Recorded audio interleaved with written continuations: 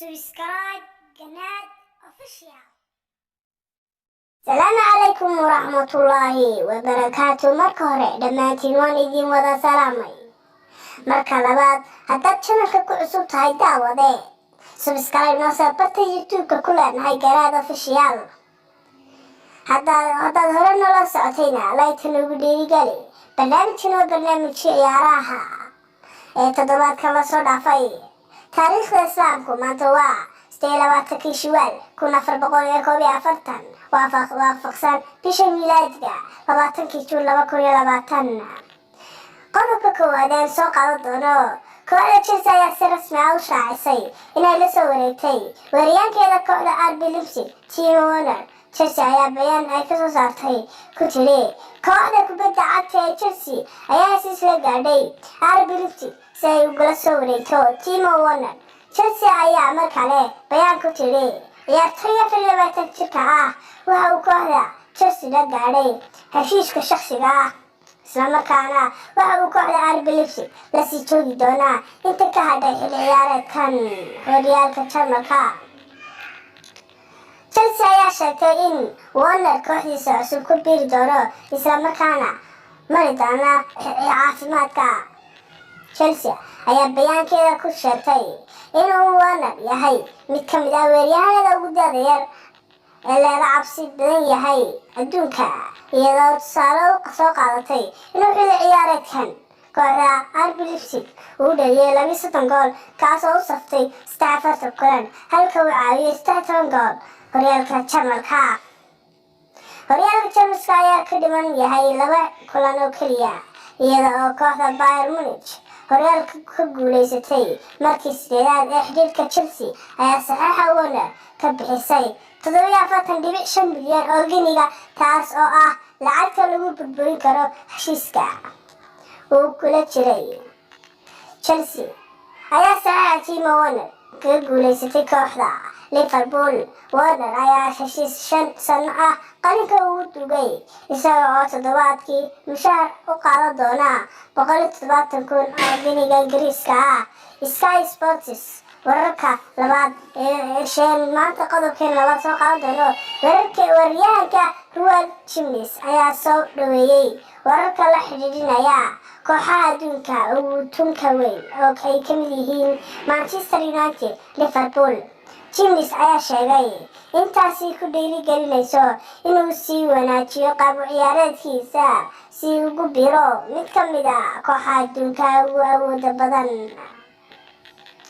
Gullit oo u waramayay jasiiradda Mirror ayaa yidhi waa arrin wanaagsan, ma garanayo inuu wararkani run yihiin, laakiin waa ku tiri kuteen waxaa iga hadlaya kooxo kala duwan oo ay ka mid yihiin Real Madrid, Barcelona, Juventus, Man City, Man United iyo Liverpool.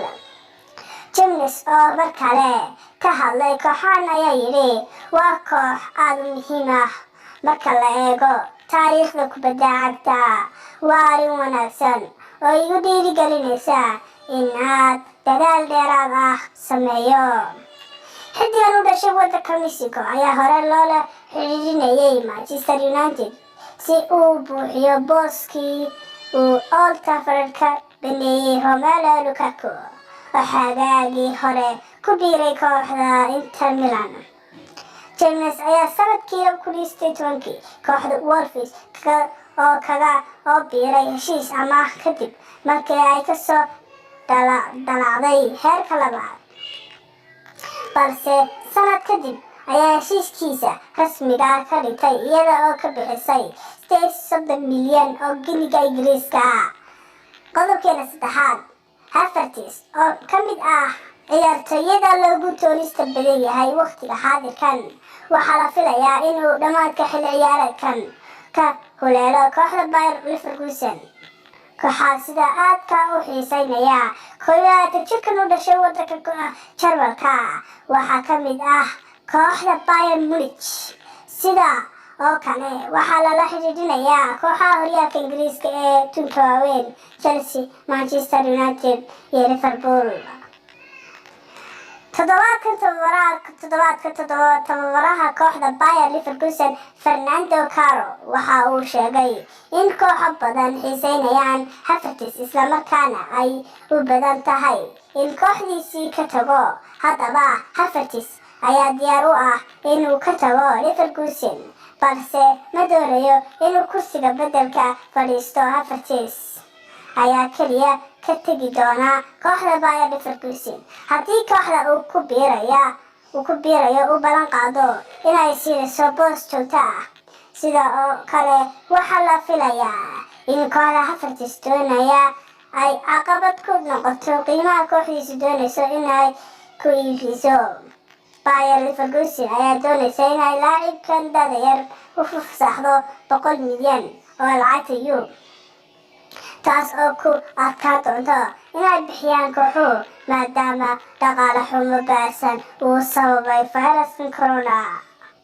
Halkaas ayaan maanta ku joojin doonaa warbixintan idiin soo diyaariyay.